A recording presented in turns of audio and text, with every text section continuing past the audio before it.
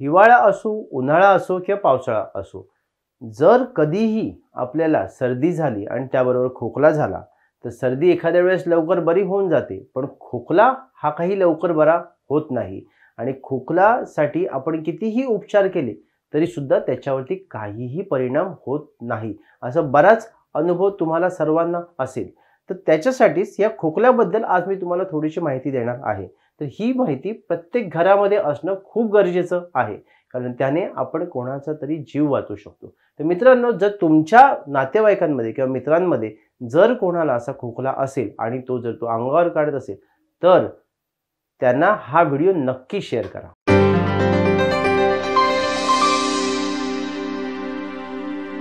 आयुर्वेदात असं म्हटलं आहे, कासात संजायते क्षय. म्हणजे कास म्हणजे खोकला, संजायते क्षय म्हणजे जो या खोकल्याची उपेक्षा करतो, म्हणजे जो या खोकला अंगावर काढतो, त्याच्या शरीरामध्ये क्षय होण्याची शक्यता खूप जास्त असते. क्षय म्हणजे संपूर्ण शरीराचे जे काही आपले धातू असतात, जे 7 धातू असतात, 3 दोष असतात आणि मल असतात, या सर्वांचा क्षय होण्याची शक्यता जास्त असते. आणि ज्या वेळेला हा क्षय होतो त्यावेळेला तो शरीराला घातक ठरण्याची शक्यता खूप जास्त असते. तर जर तुमच्यापैकी कोणालाही खोकला झाला असेल तर तो अंगावरती नक्कीच काढू नका. मी खोकल्यासाठी काही थोडेफार तुम्हाला उपचार मी या ठिकाणी सांगत आहे, जे की तुम्ही तुमचे जे रेग्युलर ट्रीटमेंट जी तुमची चालू असेल, म्हणजे तुम्ही डॉक्टरांकडे गेलेला आहात, मग ते आयुर्वेदिक डॉक्टर असो, होमिओपॅथी डॉक्टर असो किंवा ॲलोपॅथी डॉक्टर असो, ज्या कुठल्याही डॉक्टरांची तुम्हाला ट्रीटमेंट चालू असेल त्या ट्रीटमेंट बरोबर घरातील ह्या वनस्पती किंवा घरातील हे आहार पदार्थ तुम्ही वापरामध्ये ठेवा. याने तुमचा खोकला लवकर बरा होण्यासाठी तुम्हाला मदत होईल आणि तुमची खोकल्यापासून लवकरात लवकर सुटका पण होईल. तर सर्वात पहिला उपचार म्हणजे सुंठ. मित्रांनो, सुंठ तुम्हाला सर्वांना माहीतच असेल की खोकल्यावरती खूप चांगला प्रकारे काम करते. पण ही सुंठ घ्यायची कशी? तर ही सुंठ ज्यावेळेला तुम्ही घ्याल त्यावेळेला ती तुपामध्ये भाजून घ्या. त्याचबरोबर त्यामध्ये काही प्रमाणामध्ये साखर टाका.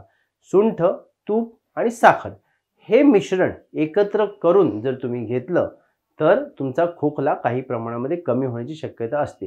या रेमेडीमुळे म्हणजेच सुंठ तुपामध्ये भाजून घ्यायचं, त्यामध्ये थोड्या प्रमाणामध्ये साखरेची पावडर टाकायची. साखरेची पावडर ज्यावेळेला तुम्ही घ्याल त्यावेळेला ती विशेष करून खडी साखरेची पावडर घ्या. ती सर्व एकत्र करून ज्या वेळेला तुम्ही त्याचं मिश्रण बनवाल आणि ते घ्याल तर त्याने तुमचा वाताचा आणि कफाचा असे हे 2 प्रकारचे खोकले यामध्ये कमी होऊ शकतात. आता आपण बघूया दुसरा उपाय. जर तुम्हाला पित्ताचा काहीच त्रास नसेल आणि प्युअरली कफाचा खोकला झालेला असेल, म्हणजे भरपूर प्रमाणामध्ये खोकून लगेच कफ बाहेर पडत आहे, चिकट कफ बाहेर पडतोय, सफेद पडतोय, हिरवा पडतोय किंवा पिवळा पडतोय, जर पित्ताचा तुम्हाला जास्त प्रमाणामध्ये त्रास नसेल किंवा शरीरामध्ये हीट जास्त वाढलेली नसेल आणि प्युअरली कफाचाच खोकला असेल, तर त्याच्यामध्ये सगळ्यात चांगलं औषध म्हणजे किंवा सगळ्यात चांगला आहार म्हणजे तो म्हणजे कुळीद. कुळीद किंवा त्याला हुलगे सुद्धा म्हटलं जातं.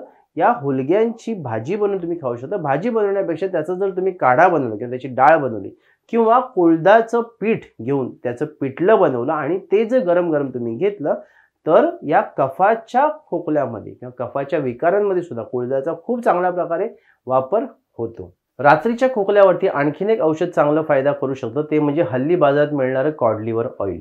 कॉड लिव्हर ऑइलचा सुद्धा रात्रीचा जो खोकला वाढत असतो, म्हणजे जो सुका खोकला असतो, त्याच्यामध्ये चांगल्या प्रकारे फायदा होऊ शकतो. मित्रांनो, ज्या वेळेला खोकला हा सुका असतो त्यावेळेला तो प्युअरली वातामुळे असतो आणि वाताचं शमन करण्यासाठी तेल हे जास्त प्रमाणामध्ये उपयोगी ठरतं.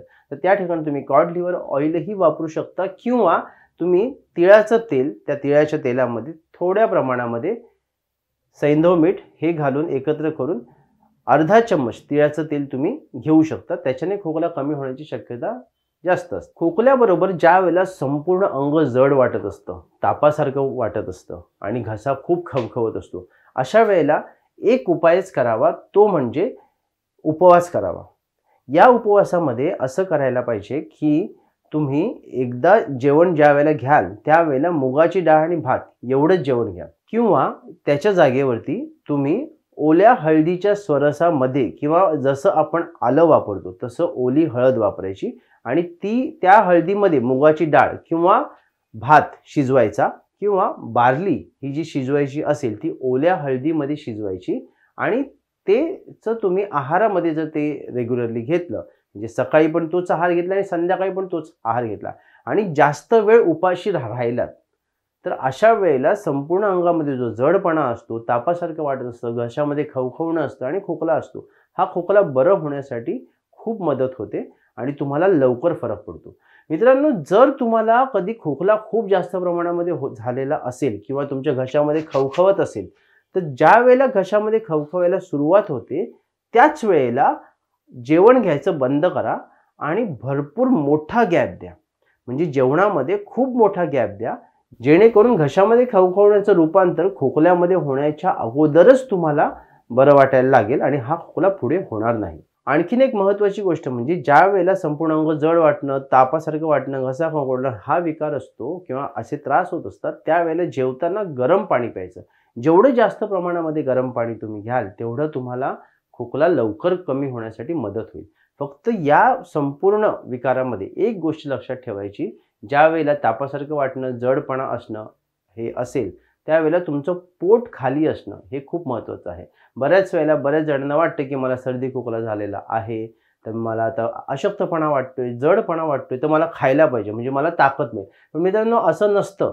जर तुम्ही पोट खाली ठेवलं तर तुम्हाला चांगला फायदा होऊ शकतो आणि तुमचा जो खोकला आलेला आहे किंवा ताप आलेला आहे हा लवकर प्रमाणामध्ये कमी होऊ शकतो. यामध्ये जे मी उपाय सांगितलेले आहे ते तुमच्या डॉक्टरांची जी ट्रीटमेंट तुमची चालू असेल त्या ट्रीटमेंट बरोबरच हे उपाय करा, म्हणजे जो खोकला जो 7 दिवसामध्ये बरा होणार आहे तो अगदी 2 दिवसामध्ये तुमचा बरा होऊन जाईल. मित्रांनो, खोकला हा असा आजार आहे, हा कधीही चुकूनही अंगावरती काढू नये आणि त्याच्यासाठी नेहमी डॉक्टरांकडे जाऊन दाखवणं, त्यांच्याकडून तपासून घेणं आणि त्या खोकल्याचं योग्य निदान करणं हे खूप महत्त्वाचं असतं. कारण खोकला या आजारामध्ये भरपूर वेगवेगळ्या प्रकारचे विकार होऊ शकतात. म्हणजे ते कदाचित वेगळ्या एखाद्या गंभीर आणि दुर्धर व्याधीचं एक लक्षण म्हणून खोकला सुद्धा आलेला असेल.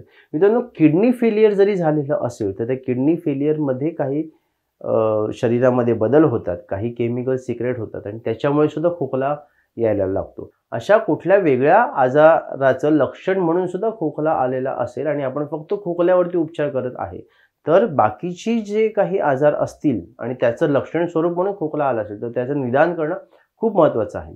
म्हणून जर तुम्हाला खोकला असेल तर हा कधीच अंगावर काढू नका. लवकरात लवकर डॉक्टरांकडे जाऊन त्यांचं ओपिनियन घ्या आणि त्याबरोबर मी सांगितलेले हे उपचार जरी तुम्ही चालू ठेवले तर तुमचा खोकला हा लवकरात लवकर बरा होईल. आजचा व्हिडिओ तुम्हाला कसा वाटला हे आम्हाला कमेंट बॉक्समध्ये नक्की कळवा. तोपर्यंत स्वस्थ राहा, मस्त राहा.